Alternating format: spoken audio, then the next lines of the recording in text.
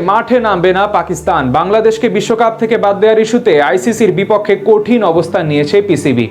তবে প্রশ্ন হচ্ছে, নকআউট কিংবা ফাইনাল মঞ্চে ভারত পাকিস্তান যদি মুখোমুখি হয় তবে সেক্ষেত্রে কি করবে বাবর আজমরা? ফাইনাল কি ছেড়ে দিবে নাকি মাঠে নামবে ভারতের বিপক্ষে?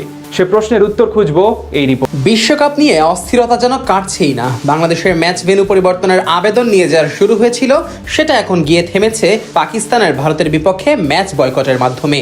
এমন পরিস্থিতিতে কি করবে না করবে কোনো কুল কিনারাই যেন পাচ্ছে না আইসিসি।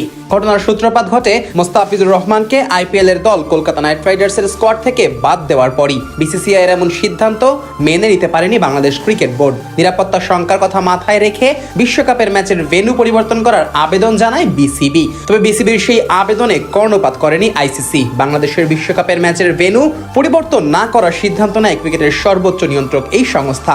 এমন পরিস্থিতিতে বাংলাদেশ দল ভারতে বিশ্বকাপের ম্যাচ খেলতে না যাওয়ার দাবি তুললে বাংলাদেশকে বিশ্বকাপ থেকেই বাদ দিয়ে দেয় আইসিসি। তাদের পরিবর্তে সুযোগ করে দেওয়া হয় বাছাই পর্ব থেকে বাদ পড়ে যাওয়া স্কটল্যান্ডকে। এরপরই বেঁকে বসে পাকিস্তান ক্রিকেট বোর্ড।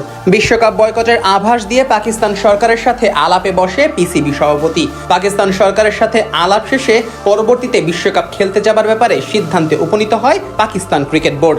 যদিও বিশ্বকাপে খেলতে গেলেও গ্রুপ পর্বে ভারতের বিপক্ষে ম্যাচে মাঠে না নামার সিদ্ধান্ত দেয় দেশটির সরকার, যার ফলে গ্রুপ পর্বে পাকিস্তানের বিপক্ষে ম্যাচে মাঠে না নেমেই 2 পয়েন্ট অর্জন করবে বর্তমান বিশ্ব চ্যাম্পিয়ন ভারত। যদিও এখন প্রশ্ন উঠেছে, বিশ্বকাপের নকআউট পর্বে যদি ভারতের বিপক্ষে পাকিস্তানের আবারও ম্যাচ খেলতে হয় সেক্ষেত্রে তারা কি করবে? তারা কি গ্রুপ পর্বের মতো নকআউট পর্বের ম্যাচও বয়কট করবে? সেক্ষেত্রে ম্যাচ না খেলেই পাকিস্তানকে বিশ্বকাপ থেকে বিদায় নিতে হবে, কিংবা ফাইনালের মঞ্চে গিয়ে ফাইনাল না খেলেই শিরোপা তুলে দিতে হবে চিরপ্রতিদ্বন্দ্বী ভারতের হাতে। আর এই প্রশ্নটাই তুলেছে সাবেক সব তারকা ক্রিকেটাররা। যদিও এই প্রশ্নের উত্তর মিলেছে খোদ পাকিস্তান ক্রিকেট বোর্ডের কাছ থেকেই। বিবিসি উর্দুর এক প্রতিবেদনে এই প্রশ্নের উত্তর দিয়েছেন পাকিস্তান ক্রিকেট বোর্ডের মুখপাত্র।